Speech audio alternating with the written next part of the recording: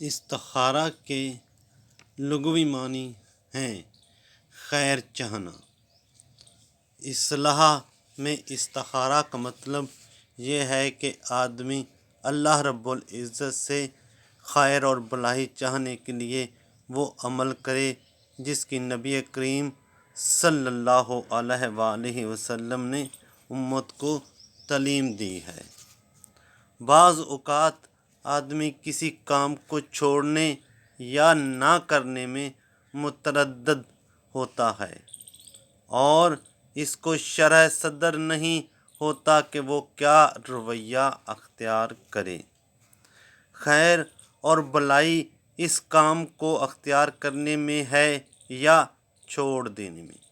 ایسے تمام اہم امور میں نبی کریم صلی اللہ علیہ وآلہ وسلم نے تاکید فرمائی ہے کہ استخارہ کیا جائے۔ استخارہ دراصل اللہ رب العزت سے مشورہ طلب کرنا ہے۔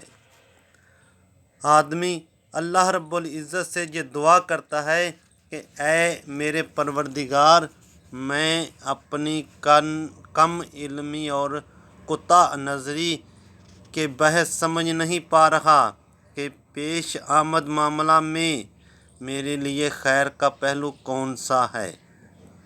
اے میرے پروردگار، تو خوب جانتا ہے کہ میرے لیے خیر اور بھلائی کس پہلو میں ہے۔